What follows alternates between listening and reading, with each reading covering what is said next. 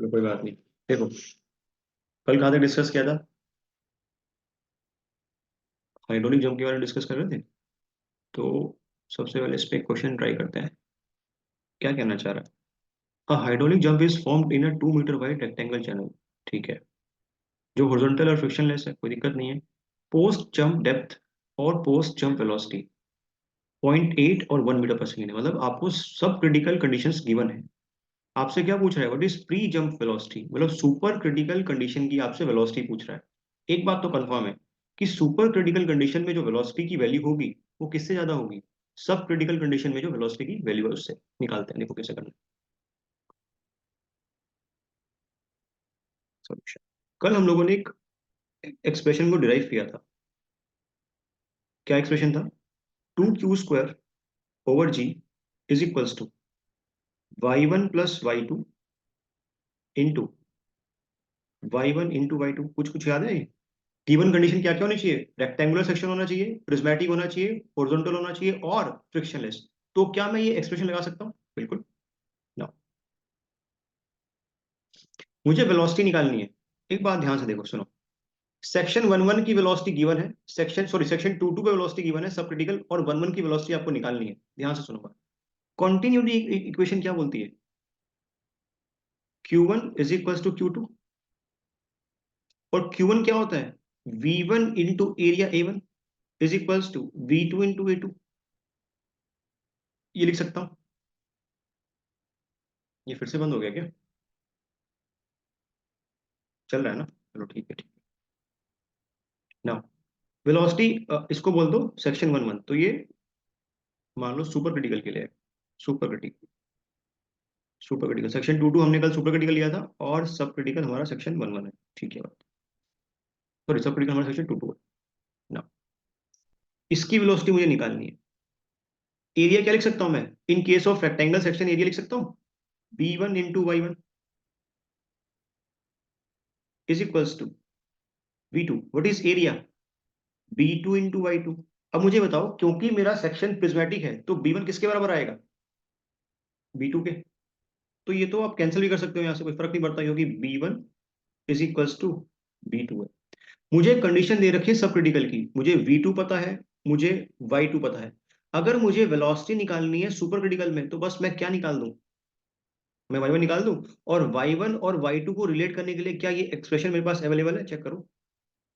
तो इसके लिए बस मुझे क्या निकालना है? मुझे बस स्मॉल q की वैल्यू चाहिए, जो मुझे बड़े आसानी से पता है। स्मॉल q क्या होता है?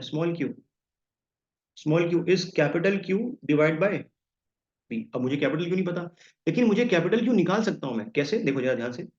Small q is equals to, can I write capital Q as v × a divide by b।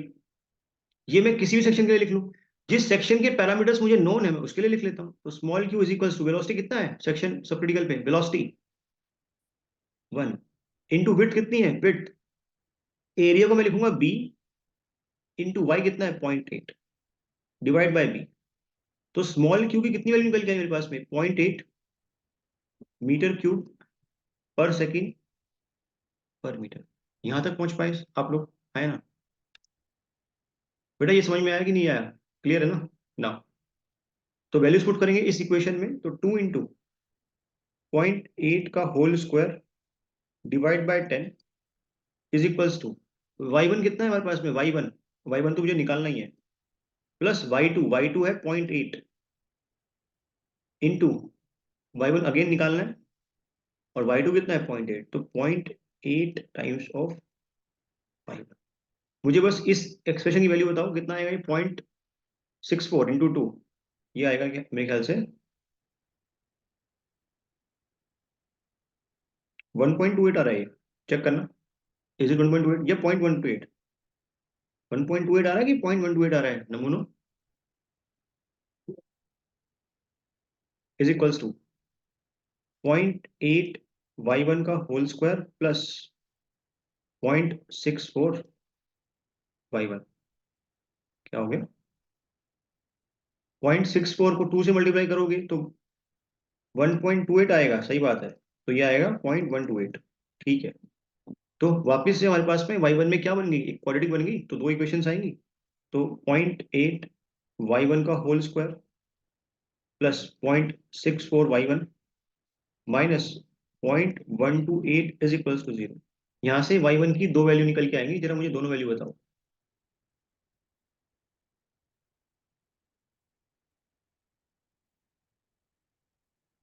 एक नेगेटिव आएगी शायद, एक पॉजिटिव, दोनों पॉजिटिव भी आ सकती हैं। दोनों पॉजिटिव नहीं आएंगी।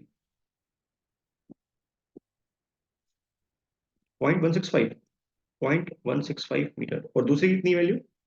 -0.965। ठीक है, अब तुम खुद ही देखो यहाँ पे y1 किस फ्लो के कोरस्पॉन्डिंग है? Super critical flow.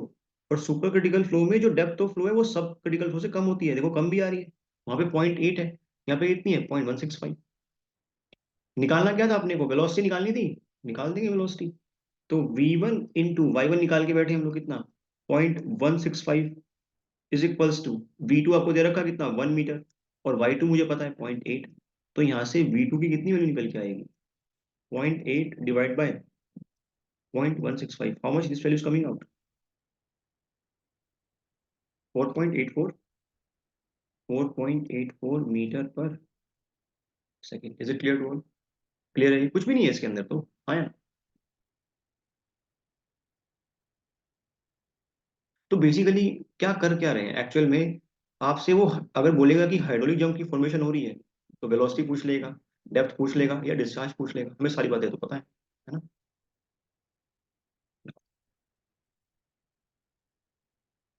ठीक है, आगे चलते हैं टॉपिक में।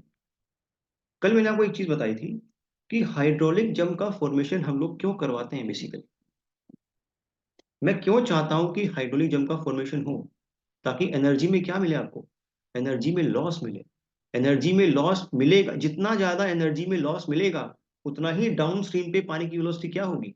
कम होगी। और उतना ही कम हमारे चैनल बेड का क्या होगा? इरोजन होगा। क्लियर ये चीज? तो next topic is loss of energy या energy loss in hydraulic jump. Energy loss in hydraulic jump.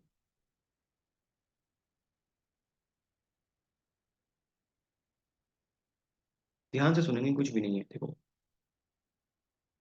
Suppose E1 is the specific energy at section 11। specific energy at section, ये बना के दिखाऊंगा आपको कहाँ पे बनाने की बात कर रहा हूँ। And E2 specific energy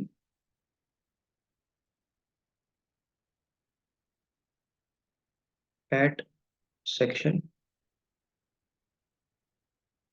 2। देखो ध्यान से, जो चैनल बेड बनाऊंगा उसको आप कितनी स्लोप दोगे? हॉरिजॉन्टल रखा बेटा, ध्यान रखना, horizontal. Let us suppose this is the free water surface, कुछ भी हो सकता है।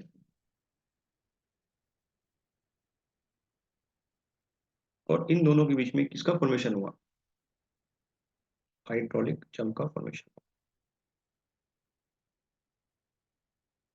These are your two sections.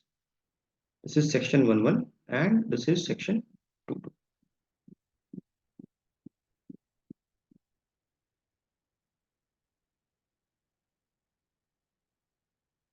Section 11 पे जो स्पेसिफिक एनर्जी है इसकी वैल्यू E1 है, और सेक्शन 22 पे जो स्पेसिफिक एनर्जी है इसकी वैल्यू कितनी है? E2 है। अब क्या मैं एनर्जी में लॉस निकाल सकता हूँ? Loss in energy, loss in energy, loss in energy. मैं उस लॉस इन एनर्जी को बोल रहा हूँ HL, and that loss in energy is equals to E1 minus E2। क्या सबको ये बात समझ में आती है? क्योंकि पानी सेक्शन 11 से सेक्शन 22 की तरफ फ्लो कर रहा है, तो सेक्शन 11 की एनर्जी क्या होगी? 22 से ज्यादा होगी। क्लियर है चीज ना? सेक्शन 11 पे अगर डेप्थ ऑफ फ्लो, अगर सेक्शन 11 पे, बेटा सबको ये तो क्लियर है ना कि स्पेसिफिक एनर्जी क्या होती है? सेक्शन 11 पे अगर डेप्थ ऑफ फ्लो y1 है, सेक्शन 22 पे अगर डेप्थ ऑफ फ्लो y2 है, सेक्शन 11 पे अगर वेलोसिटी ऑफ फ्लो v1 है, ऐसे ही सेक्शन 22 पे अगर वेलोसिटी ऑफ फ्लो v2 है। तो देखो specific energy at section 11 will be equals to y1 square plus v1 square by 2g। ये एक्सप्रेशन याद है आपको? Now can I write v1 is equals to discharge upon में एरिया, लिख सकता हूँ इसको? फर्दर मैं डिस्चार्ज को क्या लिख सकता हूँ? डिस्चार्ज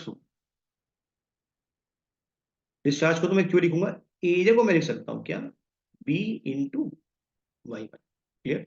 तो v1 is equals to this capital Q by width क्या होगा, स्मॉल क्यू अपॉन में y1। क्लियर? तो specific energy at section 11 is equals to y1 plus q square upon में y1 का होल स्क्वायर इंटू जी। यहां तक कोई दिक्कत किसी को? क्लियर है? ऐसे ही मुझे लिखनी है स्पेसिफिक एनर्जी एट सेक्शन 22। तो मैं क्या लिखूंगा, y2 plus v2 square by 2g। Similarly v2 को मैं क्या लिख सकता हूँ, डिस्चार्ज अपॉन में, अब दोनों पे डिस्चार्ज सेम है, कॉन्टिन्यूटी इक्वेशन q1 q2, लेकिन एरिया अलग अलग है। डिस्चार्ज एरिया को लिख सकता हूँ b बाय y2। फर्दर ये q बाय b क्या बन जाएगा, स्मॉल q बन जाएगा, तो small q divide by y2।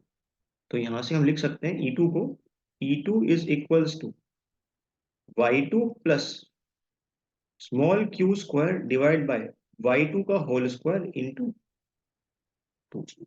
दोनों बातें आपको क्लियर है, हाँ या ना? This was our hydraulic. मुझे क्या निकालना है, मैं किस में इंटरेस्टेड हूँ, इस हाइड्रोलिक जम में कितनी एनर्जी लॉस हुई, मैं उसमें इंटरेस्टेड हूँ, मतलब मैं HL में इंटरेस्टेड हूँ। निकाल सकता हूँ दोनों का, बस क्या लेना है, डिफरेंस लेना है, और तो कुछ करना ही नहीं है। तो HL, डेल्टा H नहीं सॉरी HL आए, HL is equals to E1 minus E2। तो HL इक्वल्स टू E1 कितना है, y1 plus q square by 2g divide by y1 का whole square minus E2 y2 plus q square divide by 2g into y2 का whole square. थोड़ा सा rearrange कर रहा हूं, ध्यान देना। y1 minus y2 minus y2 plus, अब जरा चेक करो, क्या मैं लिख सकता हूं क्यू स्क्वायर को कॉमन निकाल के Q square by 2g bracket में 1 माइनस y1 का whole square minus 1 by y2 का होल स्क्वायर। जरा चेक करो, हाँ या ना? ये चीज समझ पाते हो? आसान है, कुछ भी नहीं है। ये लिख सकता हूं कि नहीं? अरे बेटा ये लिख सकता हूं कि नहीं, ध्यान दो, पहले इसको लिख सकता हूं ना? यहाँ तक फटाफट नोट करोगे, फिर मुझे नेक्स्ट पेज पे जाना है, बेसिकली नोट करो फटाफट से। समझ पा रहे हो चीजों को? इसमें तो वो इतना हार्ड नहीं है, तो सारी चीजें हमने पढ़ रखी है पहले से। अल्टीमेटली जो एनर्जी लॉस का एक्सप्रेशन निकल के आएगा ना, वो मुझे ध्यान रखना है, और उस पर एक ऑब्जेक्टिव आपको पक्का मिलेगा।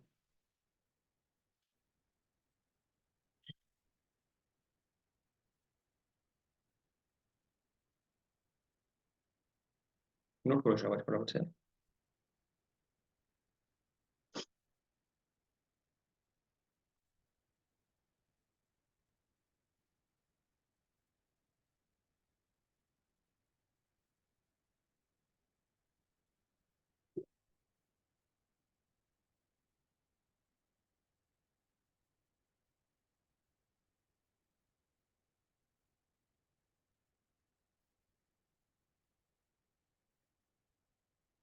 Noted, done.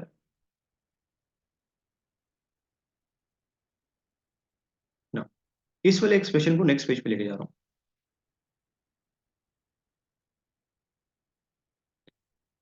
तो energy loss is equals to क्या लिखा था आपने, y1 minus y2 plus q square by 2g को आपने कॉमन लिया, और ये क्या बचा, y1 whole square minus 1 by y2 whole square. अब कल जो हमने एक एक्सप्रेशन को निकाला था, क्या एक्सप्रेशन था वो काम में आएगा ना? अभी देखो क्या एक्सप्रेशन था, कल आपने निकाला था, 2q square by G is equals to y1 y2 into y1 plus y2। याद आया? ये तो अभी भी यूज किया हम लोगों ने। तो बेसिकली यहाँ पे क्या लिखा हुआ है, यहाँ पे लिखा हुआ है क्यू स्क्वायर बाय 2g। मुझे इस क्यू स्क्वायर बाय 2g की वैल्यू पुट करनी है। कैसे कर सकता हूँ, देखो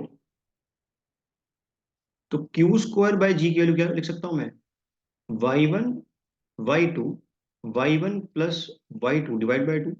तो इसको यहाँ पुट करूंगा, अब ध्यान से सुनना और ध्यान से देखना। तो H L is equals to y1 minus y2 plus 1/2 as it is Q square by g की वैल्यू पुट करनी है। तो क्यू स्क्वायर बाय जी की वैल्यू क्या है, देखो ध्यान से बेटा, y1 y2 divide by 2 into y1 plus y2, put कर दी वैल्यू। और ये ब्रैकेट में क्या लिखा हुआ है, अगर मैं ब्रैकेट में एलसीएम लूं तो नीचे क्या आ जाएगा, y1 स्क्वायर y2 स्क्वायर, और ऊपर क्या बनेगा, y2 square minus y1 whole square. Check करो, हाँ या ना, एग्री करते हो इस बात पे। अब देखो,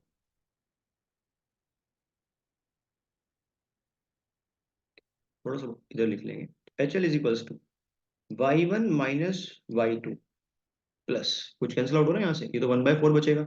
अब देखो ध्यान से, ये 4 बन जाएगा, इसको मैं लिख सकता हूँ ए स्क्वायर माइनस बी स्क्वायर, ए स्क्वायर माइनस बी स्क्वायर। और ये y1 y2 ऊपर बैठे हुए हैं, और ये y1 बाय y2 का होल स्क्वायर है, तो एक y1 y2 कट जाएगा तो क्या बचेगा, y1 y2। चेक करो, कोई दिक्कत किसी को इसमें, अरे कोई दिक्कत है क्या, नहीं ना।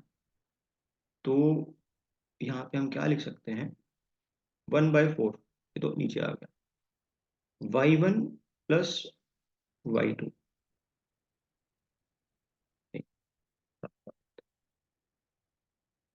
तो y1 plus y2 divide by 4।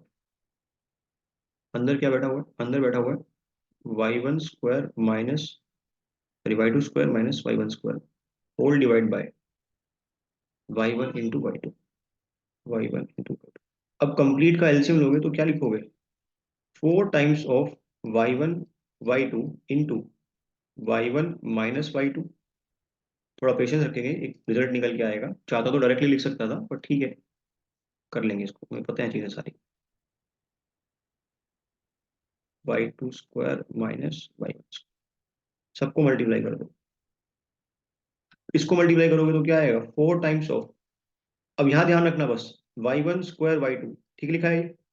यहाँ पे मिस्टेक कर देता हूँ, आप प्लीज ध्यान रखोगे, ये ठीक लिखा है, minus 4 into y1 into y2 square. Check करो, सही है, क्या हो गया नीचे, अच्छा हाँ, कंप्लीट के नीचे, उसको तो भूल ही गए ना, ठीक है ठीक है ठीक है। इसको रेड से लिख देते हैं, नीचे है 4 times of y1 y2। Clear है बासित, थैंक यू। अब इसको मल्टीप्लाई करोगे इस वाली टर्म को इस वाली से, तो क्या बनेगा ये, प्लस y1 इंटू y2 का स्क्वायर। क्लियर, इस टर्म को इससे मल्टीप्लाई करोगे तो क्या बनेगा, माइनस y1 का क्यूब। फिर इस टर्म को इससे मल्टीप्लाई करोगे तो क्या बनेगा, प्लस y2 का क्यूब। और लास्ट टर्म क्या बनेगी आपके पास में, माइनस y2 इंटू y1 का square divide by 4 times of y1 y2 as it is. H L is equals to,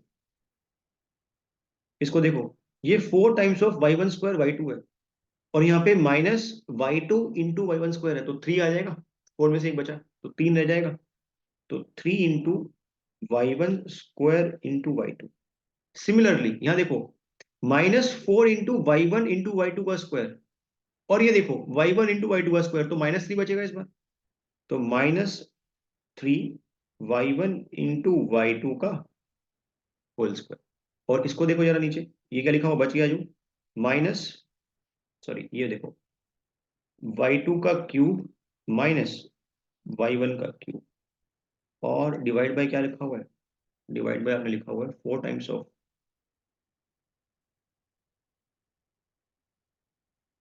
of y1 y2। बेटा ये क्या लिखा हुआ है ऊपर वाली टर्म, ये ऊपर वाली टर्म क्या लिखी हुई है, क्या ये a माइनस बी का होल क्यूब लिखा हुआ है, this is a minus B, nothing but क्या लिखा हुआ ऊपर वाला टर्म, y2 माइनस y1 का होल क्यूब। अब हम लोग 10 तो भूल चुके हैं, a माइनस बी का हमें होल क्यूब शायद नहीं आता होगा सॉल्व करना, जो कि यूज में नहीं आता है वो, तो प्लीज इस बात का ध्यान रखेंगे, ठीक है। तो H L is equals to y2 minus y1 whole cube divide by 4 times of y1 y2। इस एक्सप्रेशन को आपको ध्यान रखना है, this is the expression, ultimate expression for energy loss. क्या आपको ये बात समझ में आई? क्या आपको ये बात समझ में आई? और एक बात का और आपको एहसास दिलाता हूँ, y2 बड़ा होगा या y1 बड़ा होगा? y2 बड़ा होगा, y1 बड़ा होगा? बेटा y2 बड़ा होगा ना, क्योंकि y2 किस कंडीशन में है? सब क्रिटिकल में है। तो देख पा रहे हो, अपने आप निकल के आ गया y2 माइनस y1। क्लियर? तो अगर मान लो y1 बड़ा होता तो ये एनर्जी लॉस नेगेटिव नहीं हो जाएगा? वो तो बात ही वैलिड नहीं होगी ना। तो y2 को बड़ा होना पड़ेगा ना। वो सब छोड़ो, मेरे ख्याल से तो डेरिवेशन भी समझ में आया होगा, और ये एक्सप्रेशन तक भी आराम से पहुंच गए होंगे। अब क्या करना है, बस नोट करना है इसको। नोट करो, शाबाश, फटाफट से। विजिबल है पूरा एक पेज पे? चेक करो।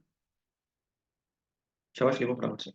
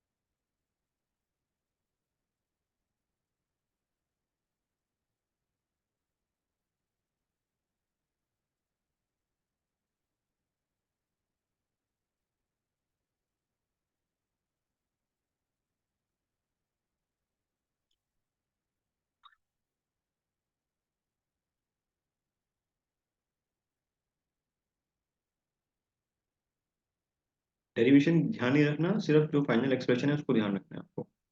y2 minus y1 whole cube divide by 4 times of y1 y2।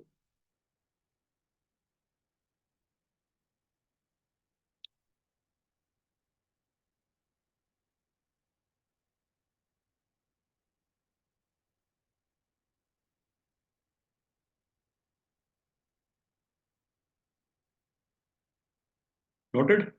Done? चलो आगे। आगे बढ़ जाओ। बोलो नमूना, अप्लाई करो फिर। Simplest of the questions. Energy loss निकालने के लिए क्या मुझे पोस्ट जंप और प्री जंप की वैल्यू पता होनी चाहिए? क्वेश्चन में दे रखी है आपको। हाँ।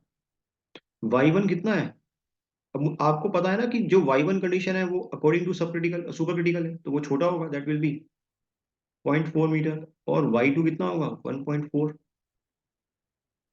एनर्जी लॉस क्या होता है? डेल्टा एल, अभी निकाल के आए हैं। इस एक्सप्रेशन को प्लीज ध्यान रखना यार।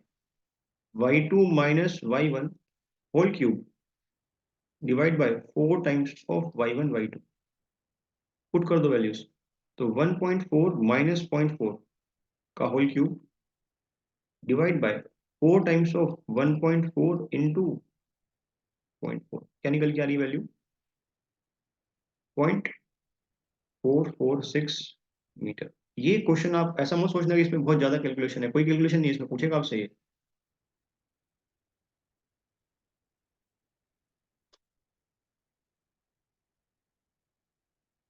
क्लियर? Is it clear? कभी कभी क्या होगा, अभी मैं आपको एक क्वेश्चन और कराऊंगा, हो सकता है कि वो आपके एग्जाम में ना आए, बट हमें पता होना चाहिए।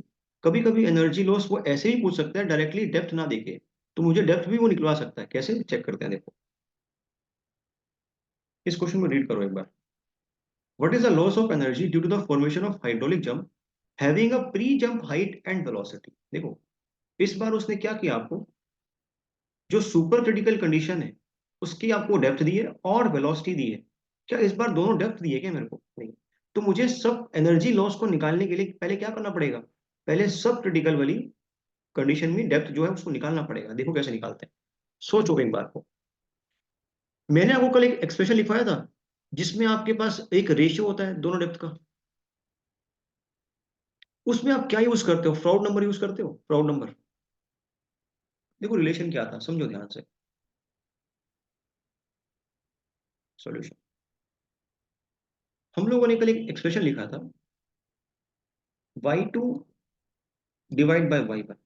अगर मैं ये रेशियो लिख रहा हूं तो मैं फ्राउड नंबर कौन सा लिखूंगा, सुपर क्रिटिकल वाला या सब क्रिटिकल वाला?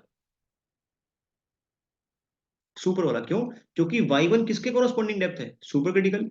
और जो डेप्थ नीचे आती है उसी के कोरस्पॉन्डिंग आप क्या लिखते हो इक्वेशन में, फ्राउड नंबर। तो y2 by y1 is equals to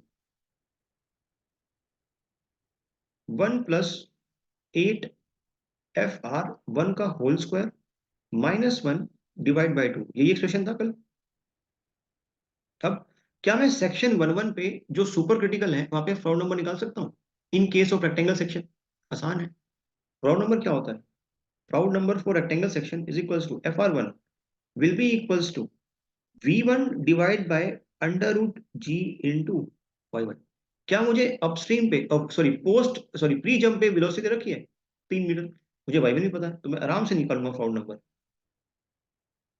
तो v1 कितना दे रखा है आपको, 3 मीटर पर सेकेंड डिवाइड बाय जी की वैल्यू आप 10 ले लेंगे इंटू y कितना हमारे पास में 0.5। तो फ्राउड नंबर क्या निकल के आ रहा है?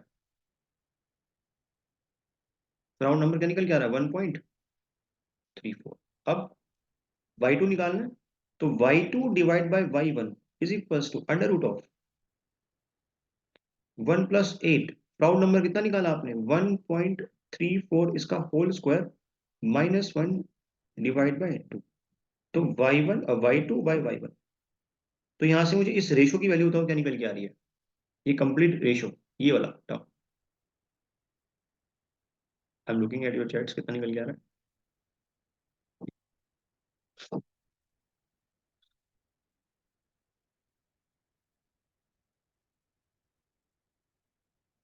1.459 ना, तो 1.46 लिख सकता हूँ इसको।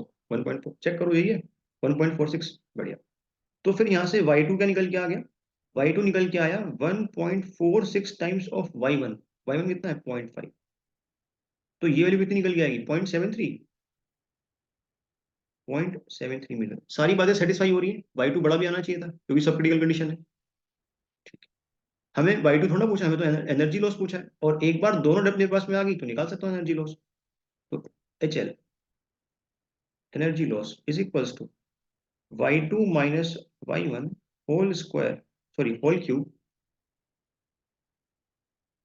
अपॉन में 4 टाइम्स y1 y2।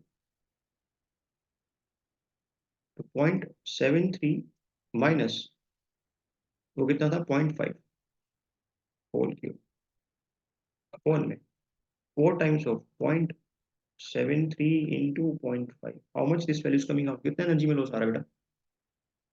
हाँ,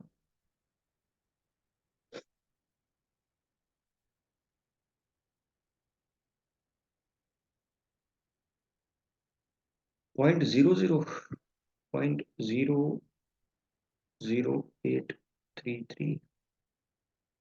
चेक करो ये आ रहा है, चेक कर लेता हूँ मैं एक बार।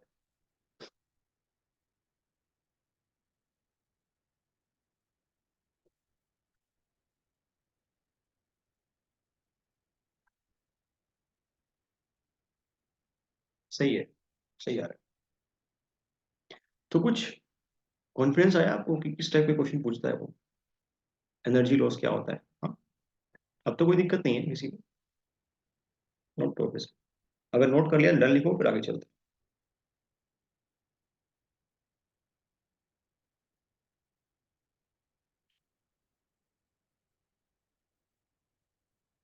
Done.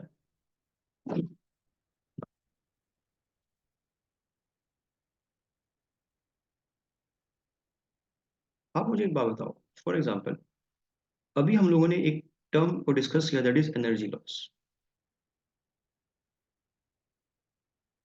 Energy loss that is equals to E1 minus E2। कोई दिक्कत? अगर मैं आपसे पूछूं कि रिलेटिवली कितनी एनर्जी का लॉस हुआ, मतलब रिलेटिवली, तो आप किसी के रेफरेंस में बताते हो? जब भी मैं बात करता हूँ कि रिलेटिव टर्म जब भी हम यूज करते हैं तो किसी का रेफरेंस लेते हैं। अगर मान लो आपसे वो पूछे what is the relative energy loss, कि रिलेटिवली कितना एनर्जी में लॉस हुआ, रिलेटिवली रिलेटिव एनर्जी लॉस देखो क्या होता है। It is nothing but the total loss that is HL with respect to the reference. और किसको रेफरेंस लोगे आप? Energy at section 1 1। तो HL को हमने क्या लिख सकते हो? HL को लिख सकते हैं E1 minus E2 divide by E1। तो दिस रिलेटिव एनर्जी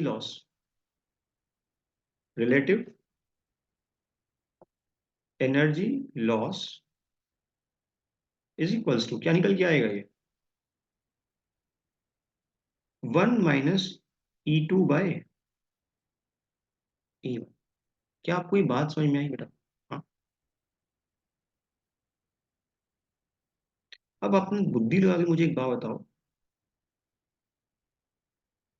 हमारे लिए बेटर क्या है? रिलेटिव एनर्जी लॉस सोच के बताना, हमारे लिए बेटर क्या है? रिलेटिव एनर्जी लॉस ज्यादा होना चाहिए या कम होना चाहिए?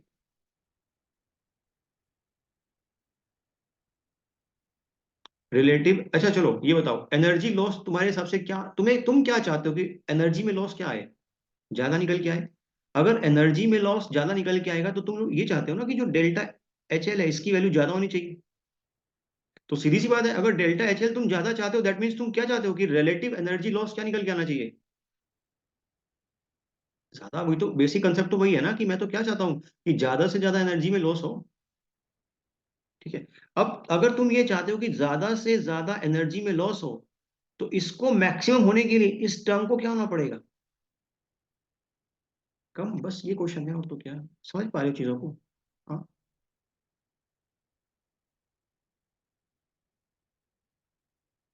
ना।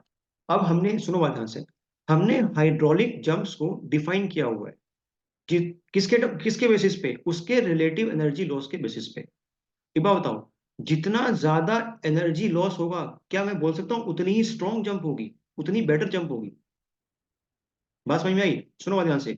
मतलब जो जो जंप ज्यादा एनर्जी में लॉस करेगी वो तो बेटर है ना मेरे लिए। तो हमने जंप्स को डिफाइन किया हुआ है किस बेसिस पे, कि कितना कितना एनर्जी में वो लॉस शो करती है। और ये क्वेश्चन, ये टेबल मैं आपको बना के दूंगा, प्लीज इससे क्वेश्चन आप एक्सपेक्ट करना एग्जाम के अंदर। देखो,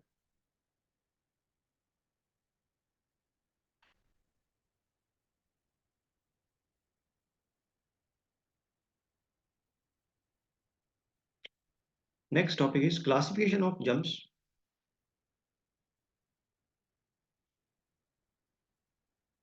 classification of hydraulic jumps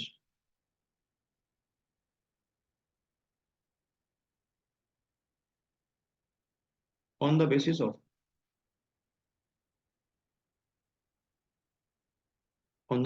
energy loss,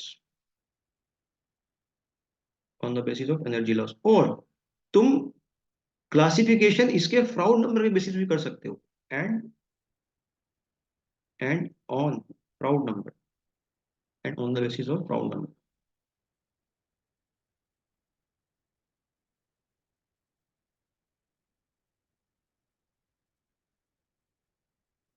कैसे? देखो, first jump that is undular jump. Undular jump ये बिल्कुल वीक जंप होती है। अगर जंप वीक है तो एनर्जी लॉस कम या ज्यादा? एनर्जी लॉस कम। तो इसके अंदर जो आपको एनर्जी लॉस देखने को मिलता है delta H, that is almost equals to zero. इसको आर एल लिख लो या आर ई लिख लो, और अच्छा नोट्स में कंफ्यूज हो गए तो आर एल लिख लो। तो अगर डेल्टा एच ऑलमोस्ट जीरो है तो रिलेटिव एनर्जी लॉस भी ऑलमोस्ट क्या होगा? जीरो होगा। क्योंकि रिलेटिव एनर्जी लॉस क्या होता है? R L divide by energy even. और ये कब मिलती है आपको? जब फ्राउड नंबर की वैल्यू, जब फ्राउड नंबर की वैल्यू 1 से तो बड़ी हो और किससे छोटी हो? 1.7 से छोटी। This is the first type of jump. Clear? Next, weak jump. Weak jump, weak jump में जो एनर्जी लॉस है दैट इज, जो रिलेटिव एनर्जी लॉस है, relative energy loss that is approximately equals to 5 to 18%। 5 to 18% का आपको loss देखने को मिलेगा। और ये कब मिलेगी आपको? जब फ्राउड नंबर की वैल्यू 1.7 से तो बड़ी हो और किससे छोटी हो? 2.5 से छोटी। इसको यहाँ पे वो लगा सकते हो आप, ये 1 से बड़ा होना चाहिए, ग्रेटर देन, इसको यहाँ साइन लगा सकते हो इस तरीके से कुछ। Next, next is oscillating jump.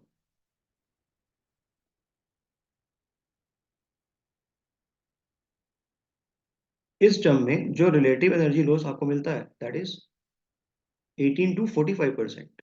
18% to 45%, मतलब अप्रोक्सीमेटली 50% एनर्जी का लॉस कर देती है दो सेक्शन के बीच में। ये कब मिलता है आपको? फ्राउड नंबर जब 2.5 से बड़ा हो और किससे छोटा हो? 4.5 से छोटा हो। Next, steady jump. Steady jump, इसमें अप्रोक्सीमेटली जो रिलेटिव एनर्जी लॉस आपको मिलता है देखने को दैट इज 45 टू 70%।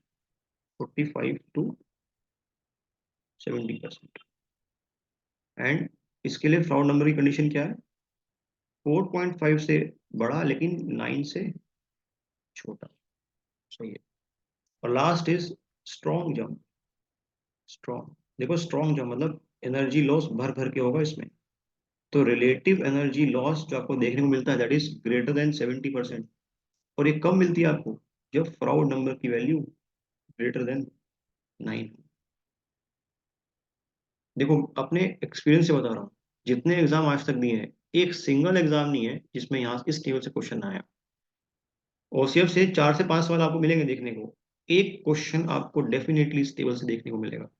इस टेबल को समझाने से पहले क्या हमें एनर्जी लॉस का कंसेप्ट क्लियर है? तो उस बेसिस पे ही आपने जम्प्स को क्लासीफाई किया हुआ है और कुछ भी नहीं है। Is it clear to you?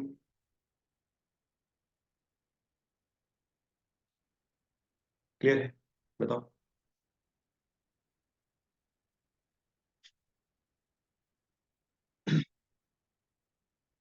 और एक पॉइंट नोट में डाल देता हूँ,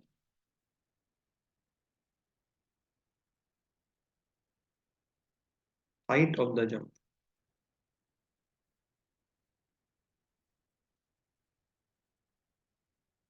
हाइट ऑफ द जंप, अगर लेट अस सपोज y2 और y1 उसकी पोस्ट और प्री जंप है, तो हाइट क्या निकल के आएगी? y2 minus y1। यहाँ से देख सकते हो, ये देखो जरा इस डायग्राम में आओ, इसमें देखो जरा बेटा, सब लोग प्लीज केयरफुली देखेंगे। अगर मैं इसको यहाँ से मिलाऊं तो इसी की तो बात कर रहा हूँ मैं, this is the height of the jump है ना, this is the height of the jump. तो ये हाइट किसके बराबर है? ये y2 माइनस y। क्या क्लियर है आपको चीज? कुछ भी नहीं है इसके अंदर तो height of the jump is given bye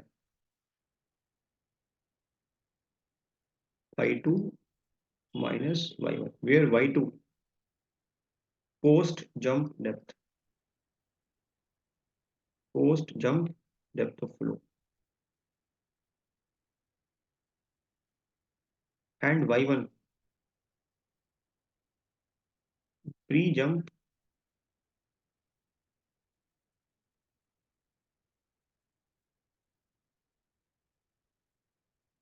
depth of flow. Is it clear to you? कोई दिक्कत, कोई परेशानी? आसान है।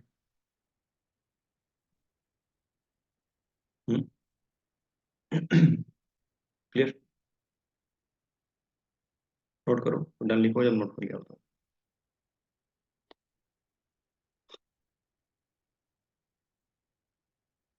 Done? Is it done?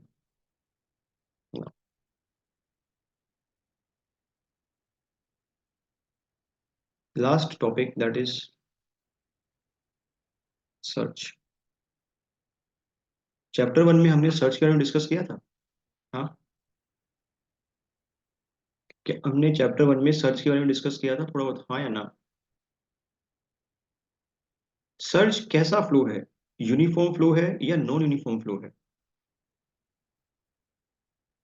Non uniform flow है। और ये नॉन यूनिफॉर्म फ्लो कभी स्टेडी हो सकता है क्या? हम्म। Surge basically non uniform flow है, और किस टाइप का? अनस्टेडी। क्लियर? अरे क्लियर हुआ है नहीं हुआ? अनस्टेडी फ्लो है ये, अनस्टेडी फ्लो, और साथ ही साथ कैसा फ्लो है? Non uniform flow. क्या अनस्टेडी फ्लो कभी यूनिफॉर्म हो सकता है? क्या कभी अनस्टेडी फ्लो यूनिफॉर्म हो सकता है? आपको मैंने बताया था, पॉसिबल ही नहीं है। अरे पॉसिबल ही नहीं, मैथमेटिकली तो आप कर दोगे, पेपर पे लिख दोगे, लेकिन practically it is not possible to have unsteady flow as uniform flow. तो अगर मैंने बोला कि सर्च अनस्टेडी फ्लो है, दैट मीन्स वो बाय डिफॉल्ट कैसा फ्लो है? नॉन यूनिफॉर्म फ्लो है। अब वापस से एक बार डेफिनेशन बताओ। अनस्टेडी फ्लो वो फ्लो है जिसमें फ्लो की properties with respect to time क्या करती हैं?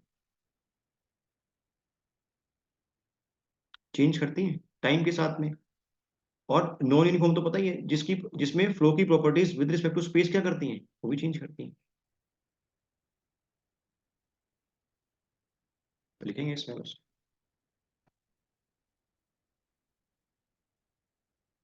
लिखवा देता हूँ आप।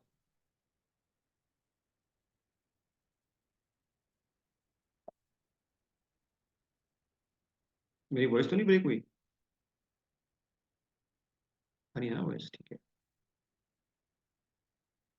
सो search is an example of,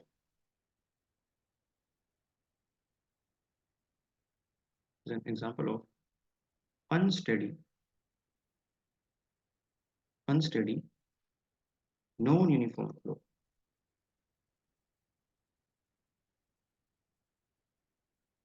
non uniform flow ये आपको मिलती कब है? ये तब मिलती है जब आप फ्लो के पैटर्न को ब्रेक करो। कैसे? या तो स्लुइस गेट देखा आपने, स्लुइस गेट, उसको ओपन करके या बंद करके, या फिर डिफरेंट डिफरेंट इन्वायरमेंट के अंदर हमने वॉल्स पढ़े थे, वॉल्स, प्रेशर वॉल, कुछ कुछ याद आ रहा है? पाइप के अंदर वॉल्स होते हैं। तो अगर आप, तो वहां भी तो आप क्या कर रहे हो, बेसिकली फ्लो का पैटर्न तो ब्रेक कर रहे हो ना, वॉल बंद कर दिया आपने, फ्लो को बंद कर दिया। ऐसे ही अगर कैनाल के अंदर आपने स्लुइस गेट बना रखा है तो उसको आप बंद कर रहे हो, तो तब आपको सर्जिस देखने को मिलती है। आपको बताऊंगा कैसे, देखो जरा ध्यान से। सर्जिस occur,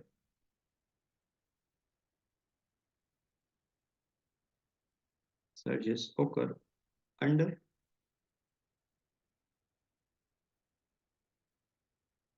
under sudden, sudden opening और क्लोजिंग ऑफ, ओपनिंग और closing of either sluice gate,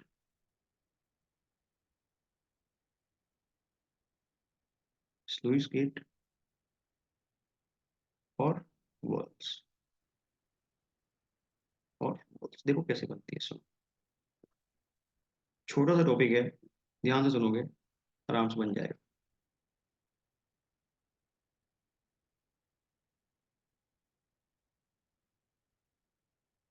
देखो, बीच में आपने क्या किया हुआ है, एक स्लुइस गेट बना हुआ है। बेसिकली स्लुइस गेट बैराज के अंदर होता है, क्योंकि बैराज के अंदर जो पानी का कंट्रोल है वो थ्रू गेट्स हम लोग करते हैं ना। So this is our sluice gate,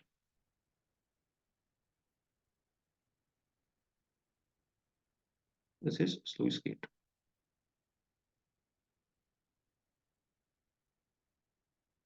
अब थोड़ा और नीचे बनाता हूँ।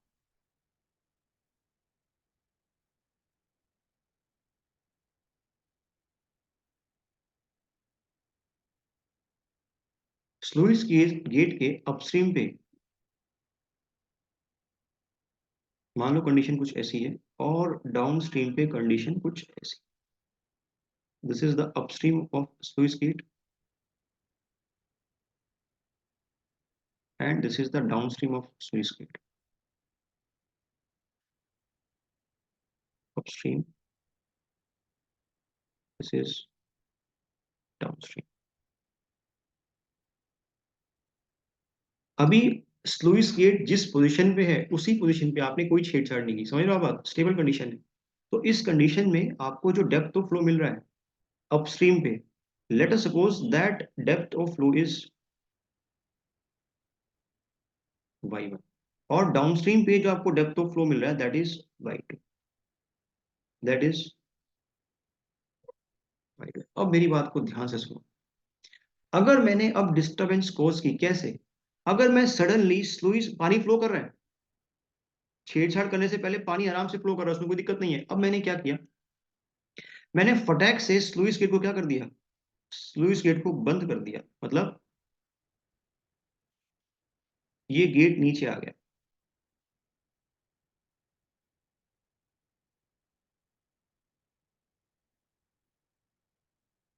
आपने बंद कर दिया स्लूइस गेट। जब आप स्लूइस गेट बंद करोगे तो अपस्ट्रीम में पानी इकट्ठा होना चालू करेगा, गेट के आसपास, पानी तो फ्लो कर रहा था, आपने उसके फ्लो को ब्रेक कर दिया, तो पानी इकट्ठा हो रहा है। अब जब पानी इकट्ठा हो रहा है, प्लीज सब लोग ध्यान देंगे, देखो, तो यहाँ पे अपस्ट्रीम पे पानी के लेवल का आपको क्या दिखाई देगा, इंक्रीज होता हुआ दिखाई देगा या डिक्रीज होता हुआ दिखाई देगा? इंक्रीज होता हुआ दिखाई देगा। तो पानी का जो लेवल है वो क्या करेगा, अब प्लीज ध्यान से सुनो बात, लेट अस सपोज छेड़छाड़ कर, ये स्लुइस गेट को बंद करने से पहले, डिस्टरबेंस करने से पहले, जो अपस्ट्रीम पे डेप्थ की वैल्यू है वो y1 है, ठीक है? हर सेक्शन पे डेप्थ कितना है, हर सेक्शन पे, हर सेक्शन पे डेप्थ y1 है। जैसे ही आपने गेट को बंद किया, जैसे ही आपने गेट को बंद किया, पानी इकट्ठा होगा, और क्या मिलेगी आपको, एक, आपको एक सर्ज मिलेगी, इस तरीके से एक सर्ज मिलेगी। ये फिनोमिना मैंने आपको चैप्टर 1 में बताया था, लेकिन यहाँ पे थोड़ा और डिटेल में डिस्कस कर रहे हैं, एक सर्ज मिलेगी। अब जरा चेक करो, जैसे जैसे ये सर्ज अपस्ट्रीम पे ट्रेवल कर रही है, सुनो बात ध्यान से, जैसे जैसे ये सर्ज अपस्ट्रीम पे ट्रेवल कर रही है, ये पानी के डेप्थ को क्या करती जा रही है, इंक्रीज या डिक्रीज? तब भी गलती की थी, अब भी गलती कर दी तुमने। तब भी तुमने डिक्रीज बोला था, अब भी डिक्रीज बोल दिया। अरे नमूनो, सर्च के आने से पहले, सर्च के आने से पहले हर एक सेक्शन पे कितनी डेप्थ है, y1 सर्च के जब जैसे जैसे सर्च आ रही है, अब तुम डेप्थ को देखो ना बेटा। अब देखो इस सेक्शन पे आपको ये डेप्थ मिल रही है, उसी सेक्शन पे, क्लियर, उसी सेक्शन पे आपको अब ये डेप्थ मिल रही है, तो डेप्थ में आपको इंक्रीमेंट मिल रहा है या डिक्रीमेंट मिल रहा है? अरे इंक्रीमेंट है, डेप्थ इंक्रीज कर रही है ना। नहीं क्लियर हुआ? गलती समझ में ही, क्या गलती की तुम लोगों ने, डिक्रीज नहीं। देखो, जैसे जैसे वो आगे, मैं जैसे जैसे सर्च आगे ट्रेवल कर रही है, जो भी सेक्शन उसके रास्ते में आ रहे हैं, उसकी डेप्थ को तो वो इंक्रीज करती जा रही है ना, है ना? क्वेश्चन क्या आएगा, क्वेश्चन ये आएगा, मेरी स्टेटमेंट सुनना, when sluice gate is suddenly closed, when sluice gate is suddenly closed, the surge traveling upstream will increase the depth of flow.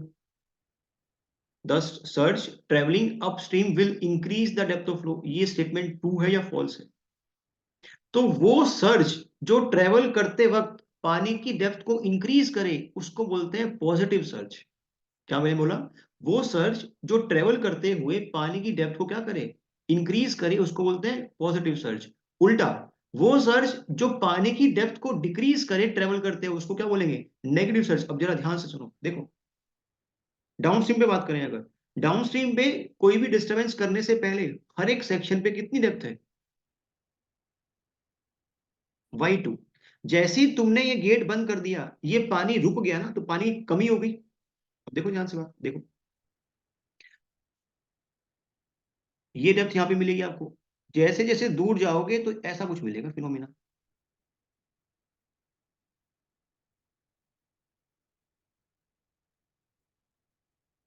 अब देखो ध्यान से बात, ये सर्च क्या कर रही है,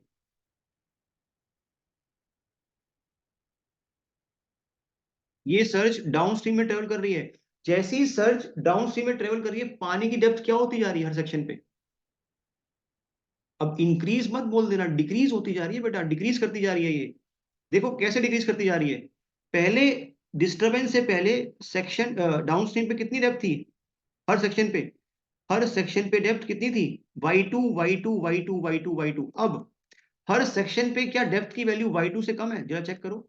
इस पे देखो ये भी y2 से कम है, इस पे देखो ये भी y2 से कम है, इस पे देखो इस पे भी y2 से कम है।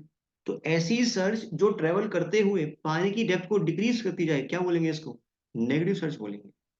और डाउनस्ट्रीम में आपको नेगेटिव सर्च कब देखने को मिलती है, जब आपने गेट को बंद किया या ओपन किया?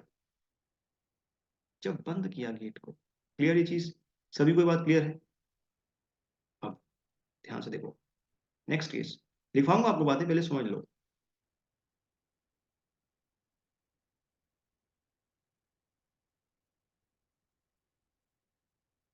सपोज इस बार गेट बंद है पहले से।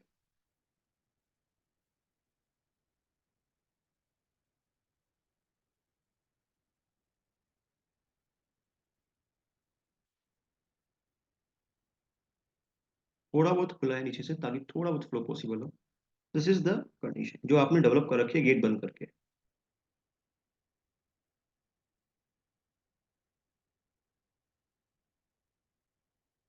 ये अपस्ट्रीम है, ये डाउनस्ट्रीम है। इस बार आपने गेट को अपलिफ्ट किया, ऊपर लेके आए इसको। जब गेट को ऊपर लेके आओगे तो अपस्ट्रीम से ज्यादा पानी जाएगा डाउनस्ट्रीम में, ये तो बात मानते हो? जब तुम गेट को ऊपर खींचोगे तो जो भी इस पोजीशन में पानी इकट्ठा होगा वो क्या करेगा, नीचे फ्लो करेगा। तो यहाँ भी एक सर्ज बनेगी, कैसे जरा देखो। क्योंकि आपने गेट को खोला तो यहाँ वाला पानी फटक से जाएगा, तो डेप्थ में आपको क्या मिलेगा, डिक्रीज मिलेगा। अब देखो ध्यान से देखो, बन जाए बस। ये वाली सर्च किस डायरेक्शन में ट्रेवल कर रही है, अपस्ट्रीम में। ये पानी के लेवल को क्या करती जाएगी, ये पानी के लेवल को देखो बेटा, ये है फ्री वाटर सरफेस, ये पानी के लेवल को, पहले जो फ्री वाटर सरफेस था वो ये था। डिक्रीज दिख रहा है आपको, डिक्रीज दिख रहा है ना, तो इसको क्या बोलोगे, नेगेटिव सर्च या पॉजिटिव सर्च? Negative search. तो नेगेटिव सर्च अपस्ट्रीम में ट्रेवल करती हुई आपको कब दिखाई देगी, जब आपने स्लुइस गेट को बंद किया या ओपन किया? जब आपने स्लुइस गेट को ओपन किया। और डाउन स्ट्रीम में क्या केस होगा, डाउन स्ट्रीम में पानी का लेवल क्या करेगा, एकदम सडनली राइज करेगा। देखो इधर, ये पानी एकदम सडनली बढ़ जाएगा इस तरीके से। तो ये सर्ज बनेगी इस बार। तो डाउन स्ट्रीम में आपको कैसी सर्च देखने को मिल रही है, पॉजिटिव सर्च देखने को मिल रही है। क्यों? क्योंकि जैसे जैसे वो ट्रेवल कर रही है, सेक्शन पे डेप्थ ऑफ फ्लो क्या करता जा रहा है, इंक्रीज करता जा रहा है। पहले ये डेप्थ ऑफ फ्लो था हर सेक्शन पे, ये डेप्थ ऑफ फ्लो था। अब जरा डेप्थ ऑफ फ्लो चेक करो बेटा, डेप्थ ऑफ फ्लो तो फ्री सरफेस से नापोगे, ये तो समझ में आ गई ना बात आपको। ये फ्री सरफेस है, यहां से तुम डेप्थ ऑफ फ्लो नापो। हर सेक्शन की डेप्थ क्या करती जा रही है। तुम एक बात में कंफ्यूज मत हो जाना, क्या मुझे इस वाली डेप्थ को इससे कंपेयर करना है? नहीं, गलत हो जाएगा। ये तो तुमने दो सेक्शन की डेप्थ को कंपेयर कर दिया ना बेटा। जब तुम दोनों रेड को, ये तो तुमने दो सेक्शन की डेप्थ को कंपेयर कर दिया। मुझे तो एक ही सेक्शन की डेप्थ को कंपेयर करना है, मतलब मैं इस रेड वाली से इस ब्लू वाली को कंपेयर करूंगा ना। पहले यहाँ पे ये वाला ब्लू था, अब इंक्रीज कर गया ना। अब तुम्हें समझ में आ रही बात, किसको कंपेयर करना है बेसिकली।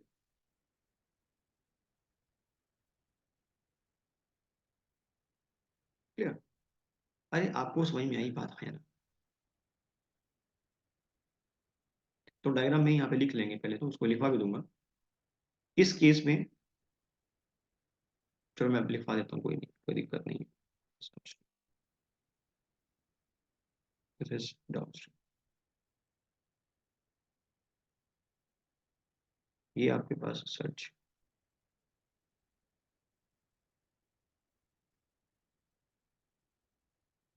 डायग्राम बनाओ फटाफट से, जो बातें आपको बोली हैं वो लिखवा देता हूँ, खत्म करते हैं इसको।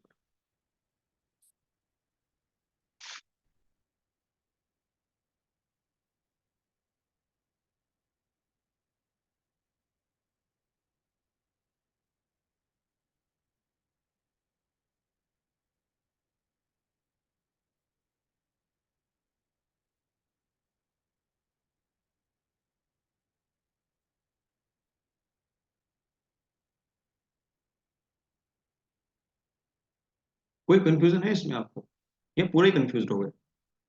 हाँ, क्लियर? ये आपने क्वेश्चन तो देखा होगा बहुत बार यार, कि बताओ जब गेट क्लोज होता है और ओपन होता है तो कैसी सर्च बनती है। आता है कभी कभी एग्जाम्स में।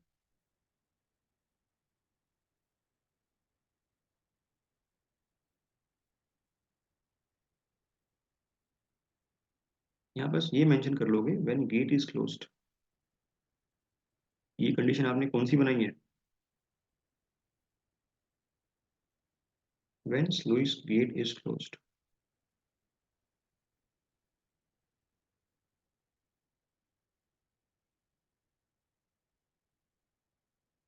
When sluice gate is open.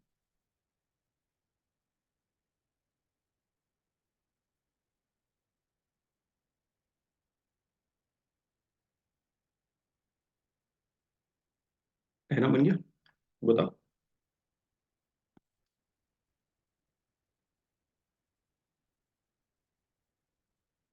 बना लिया?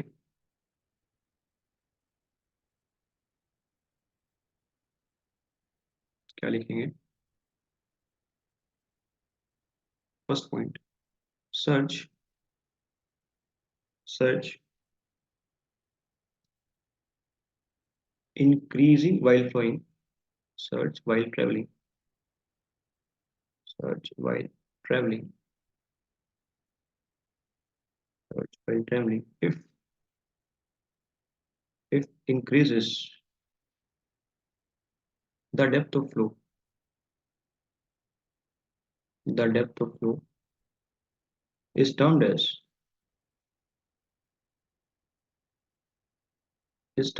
positive search. While while if it decreases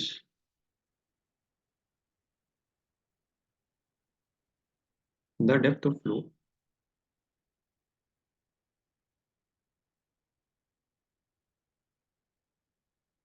it is termed as negative search. अब ये कहाँ मिलती है आपको? ये प्लीज ध्यान रखना, ये बहुत इंपॉर्टेंट है, बहुत ज्यादा। Positive search, positive search travelling, positive search travelling upstream, ये कब मिलेगी आपको? मुझे कंडीशन बताओ। पॉजिटिव सर्च ट्रैवलिंग अपस्ट्रीम कब मिलेगी? when gate is when sluice gate is suddenly closed। बहुत बढ़िया। when sluice gate when sluice gate is suddenly closed।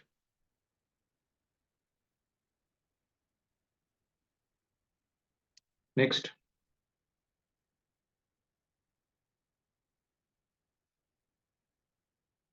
negative surge travelling downstream या अपस्ट्रीम ही लिख लो पहले तो।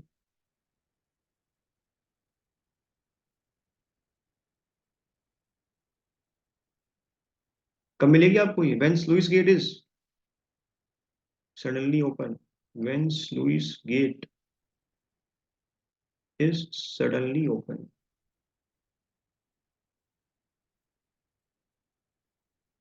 next,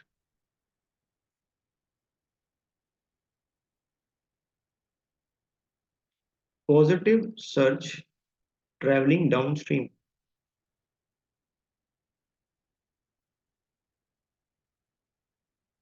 ये फिनोमिना कब देखने को मिलेगा आपको? when sluice gate is when sluice gate is suddenly open।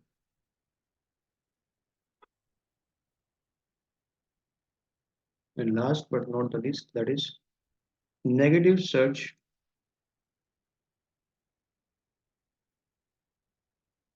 traveling downstream,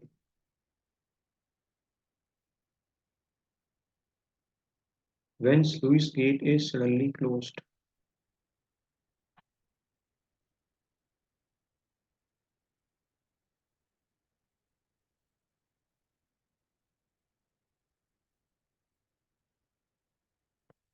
क्या आपको ये बातें समझ में आई?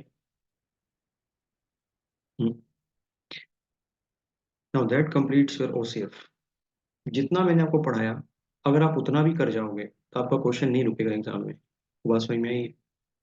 करने को तो अनंत है बेटा, ठीक है। एंड आई होप आपको ये समझ में आया होगा और अच्छा भी लगा होगा।